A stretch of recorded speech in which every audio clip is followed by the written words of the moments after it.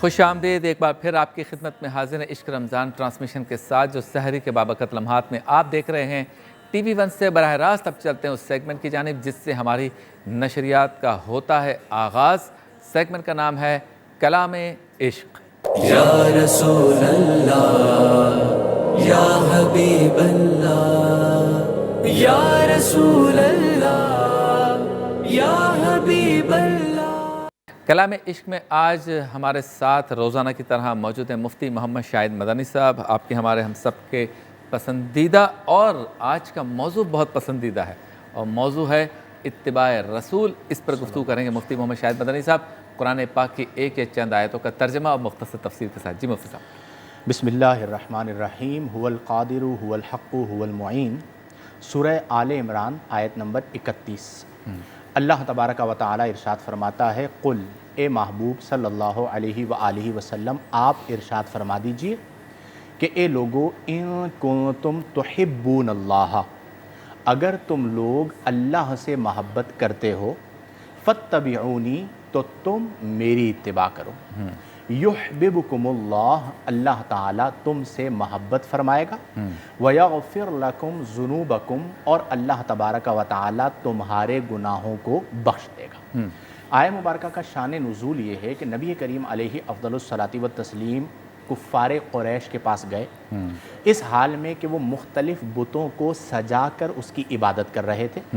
نبی کریم صلی اللہ علیہ وسلم نے فرمایا کہ تم اس دین کے خلاف کر رہے ہو جو حضرت ابراہیم و اسماعیل علیہ السلام کا دین ہے۔ تو انہوں نے کہا کہ ہم تو بتوں کی عبادت اس لیے کر رہے ہیں تاکہ یہ ہمیں اللہ کے قریب کر دیں۔ تو نبی کریم علیہ افضل الصلاۃ والتسلیم نے فرمایا کہ یہ تمہیں اللہ کے قریب نہیں کر سکتے کہ تم اللہ تعالیٰ کی ذات میں گویا کہ انہیں شریک ٹھہرا رہے ہو۔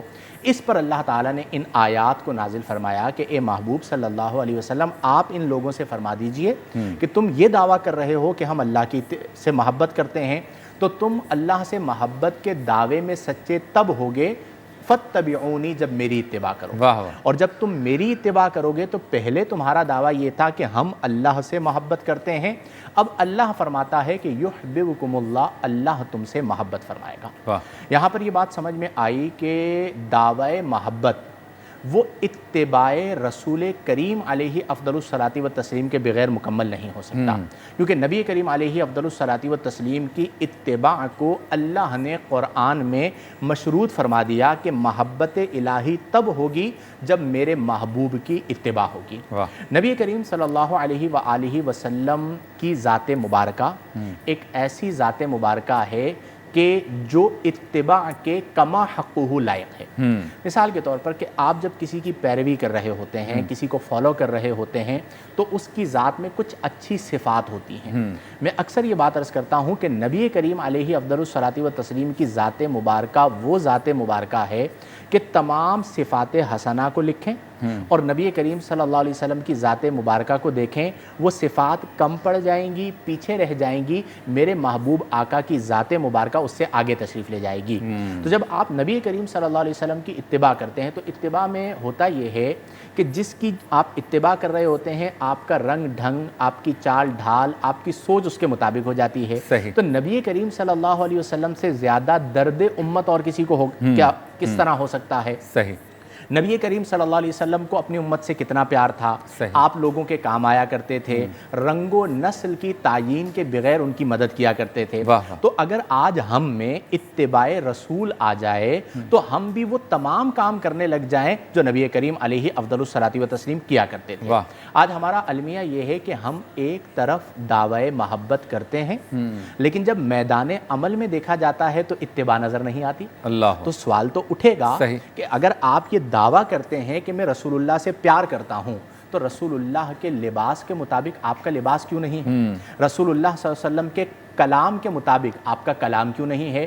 آج امت مسلمہ کا شبیر بھائی یہ بہت بڑا مسئلہ ہے کہ ہمارے ہاں شوق قیادت ہر ایک کو ہے، سیرت کچھ نظر نہیں آتی۔ تو اگر آپ قائد بننا چاہتے ہیں تو آپ رسول کریم علیہ افضل الصلاۃ والتسلیم کی سیرت کو بھی اپنائیں اور اس سوچ کو بھی۔ آج ہمارا یہ بہت بڑا المیہ ہو گیا کہ ہم قال اللہ قال الرسول بھی اپنے من پسند شخص سے سننا چاہتے ہیں. صحیح. اگر وہی قال اللہ قال الرسول کوئی عام آدمی آ کے بیان کرتا ہے تو ہم نہیں سنتے. نہیں سننا چاہیے. تو اگر رسول اللہ سے پیار ہے تو کنٹینٹ تو وہی ہے. صحیح. جب قال اللہ قال الرسول آپ یہاں پہ سن رہے ہیں تو وہاں پر بھی سنیے. ایک حدیث مبارکہ حضرت عبداللہ ابن عمر رضی اللہ عنہ کی اتباع کا عالم کیا تھا کہ کچھ لوگوں نے دیکھا کہ آپ ایک جگہ پر اونٹنی کو چکر لگوا رہے ہیں. اچھا. ظاہراً کوئی ریزن بھی نظر نہیں آیا, جس طرح کوئی بلا وجہ گاڑی ایک جگہ پہ گھمانا شروع کر دے.